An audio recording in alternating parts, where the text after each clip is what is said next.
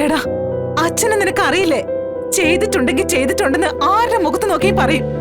അതെ, എനിക്ക് ഉറപ്പുണ്ട് നിന്റെ അച്ഛൻ ഇതിൽ നിരപരാധിയാടാ. അമ്മേ, ഞാൻ ശിവൻകുഞ്ഞ് സംയമനത്തോടെ കേൾക്കുമെങ്കിൽ ഞാനൊരു കാര്യം പറയാം. ചെയ്തു പോയ പാവങ്ങൾ കുറച്ച് കൂടുതലുള്ളതുകൊണ്ടേ നേരത്തെ പോകുന്നത് ഉറപ്പിച്ചു വെച്ചേക്കുവാ. എനിക്ക് പോലീസ് സ്റ്റേഷൻ വരെ ഒന്ന് പോണം. ശാലിനിക്കെതിരെ ഒരു പരാതി എനിക്ക് കൊടുക്കണം. എന്റെ മകനെ കൊന്നതിന് അവളെ ഞാൻ അഴി എണ്ണിക്കൂടാ. സത്യമേ, ഭ്രാന്താ ഭ്രാന്ത്, മുഴുഭ്രാന്ത്. കൊന്നൂന്നേ, കൺമുമ്പിൽ ജീവനോടെ നിൽക്കുന്നവനെ കൊന്നൂന്ന്.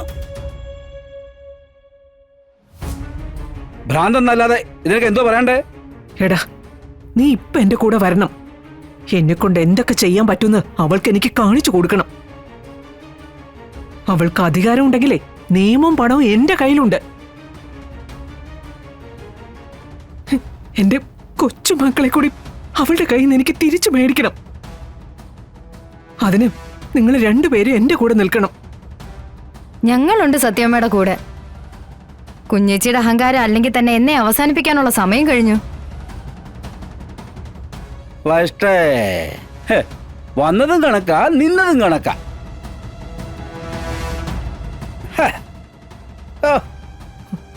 എന്ന് വാ, വൈകിപ്പിക്കണ്ട. വാടാ, എടാ വരാൻ, വന്ന് കേറാന്. കേറ്.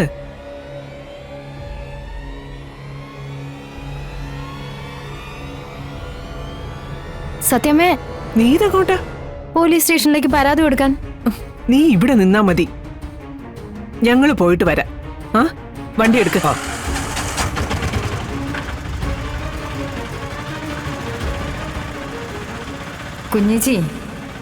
കുഞ്ഞേച്ചിക്കെതിരെയുള്ള ഞങ്ങളുടെ യുദ്ധം തുടങ്ങി. തടയാനുള്ള സകല സന്നാഹങ്ങളും ഒരുക്കിക്കോ. മുന്നിൽ നിന്ന് കളിക്കുന്നതേ സത്യഭാമയാണ്, സത്യഭാമ.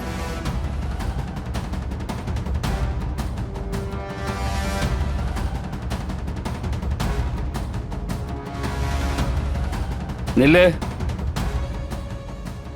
എടി, പിറകെ ഓട്ടോ വിളിച്ചു പോടി. അല്ലെങ്കിലേ ഓട് പിന്നാലേ. എന്തായാലും നിന്റെ ഒരു കുറവുണ്ടായിരുന്നു ഇവിടെ.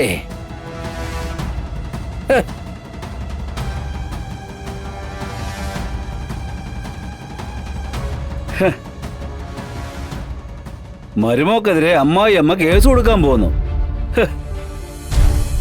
ഭ്രാന്തെന്നല്ല, ഇതിനെന്തോ പറയണ്ടേ? എന്റെ ഭഗവാനെ, ഇനി എന്തൊക്കെ കാണേണ്ടി വരുമോ എന്തോ.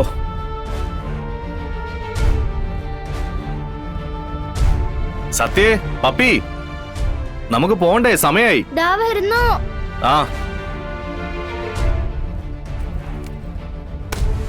സത്യ ഇറങ്ങിയില്ലേ? മുടി കെട്ടിയത് അഴിഞ്ഞു. അഴിഞ്ഞതല്ല, അഴിച്ചു. അമ്മ കിട്ടിയതിന് ഷേല് പോരാന്ന്.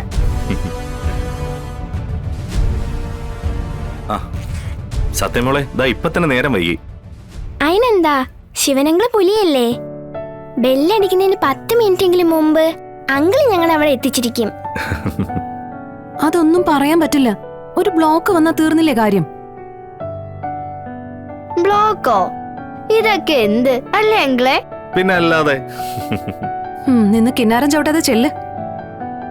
ഇഷ്ടപ്പെട്ടില്ല. ശിവനാ ഇവരെ ലാളിച്ച് വഷളാക്കുന്നത് കേട്ടോ. പറഞ്ഞില്ലാന്ന് വേണ്ട. ഇപ്പൊ പിടിച്ചില്ലെങ്കി പിന്നെ ഇവരെ പിന്നെ കിട്ടിയെന്ന് വരില്ല. ഏയ്, ഇവര് രണ്ടുപേരും എനിക്ക് ഫ്രണ്ട്സാ. ഞാൻ പറയുന്നതിനപ്പുറം ഇവര് പോവില്ല. അങ്ങനെ പറഞ്ഞു കൊടുക്കങ്ങളെ. എന്നാലേ ഇനി വൈകിക്കണ്ട. അങ്കിളും മക്കളും പോവാൻ നോക്ക്. ഇല്ലെങ്കിലേ 2 കൂട്ടർക്കും ടീച്ചറിന്റെ കയ്യിൽ നിന്ന് നല്ല കണക്കിന് കിട്ടും.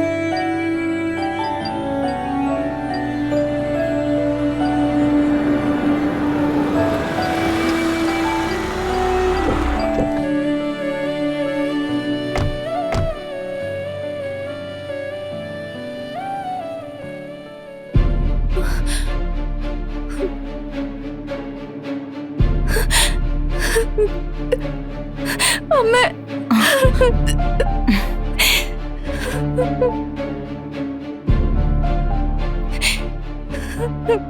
കരയാതെ മോളെ, എല്ലാം സംഭവിച്ചു കഴിഞ്ഞില്ലേ?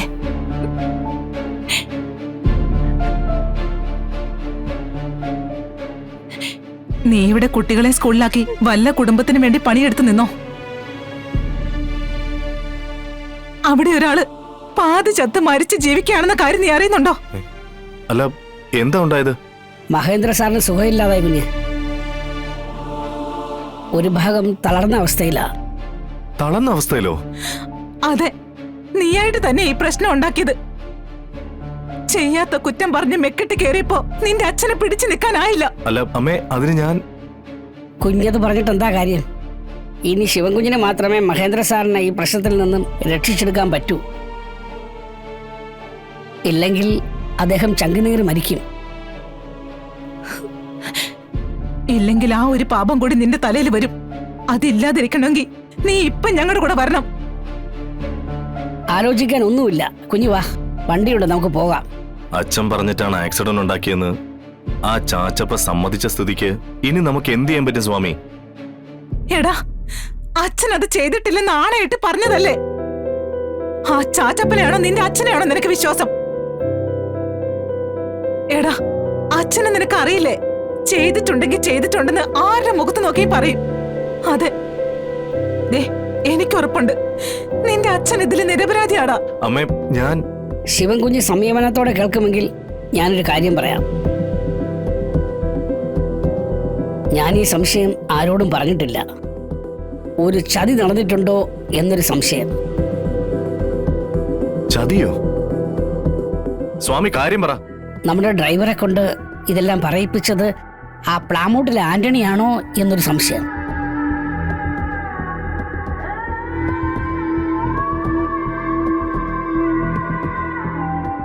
അവർ തമ്മിൽ ഈ അടുത്ത ദിവസം സംസാരിച്ചു നിൽക്കുന്നത് നമ്മുടെ ഒരാൾ കണ്ടിരുന്നു. സംശയമാണ്. ഞാൻ ഈ കാര്യം മഹേന്ദ്ര സാറിനോട് പോലും പറഞ്ഞിട്ടില്ല. പറഞ്ഞ അവനെയും കൊന്ന് സാറ് ജയിലിലേക്ക് പോകും. എങ്കില് അവനെ ഒന്ന് വിശദമായിട്ട് കാണണമല്ലോ. ശിവ, ഞാൻ കുട്ടികളെ സ്കൂളിലേക്ക് കൊണ്ടുപോയിക്കളാം. ശിവൻ അച്ഛൻ്റെ അടുത്തേക്ക് ചെല്ല. ഈ സമയത്ത് അച്ഛനതൊരു ആശ്വാസമായിരിക്കും. എന്നാ പിന്നെ ഞാൻ പോയിട്ട് വരാം. അങ്കിളെ, ഞങ്ങൾക്ക് അങ്കിളിന്റെ കൂടെ വന്നാ മതി. പപ്പി, എനിക്കൊരു അത്യാവശ്യം വന്നോണ്ടല്ലേ. മക്കള് അമ്മയുടെ കൂടെ പോയിട്ട് വാ, കേട്ടോ? പോവാം. കാര്യങ്ങൾ ഇങ്ങനെയാണെങ്കിൽ നീ കൂടെ വരണം. വാ. മോളെ, നടക്ക്. വാ.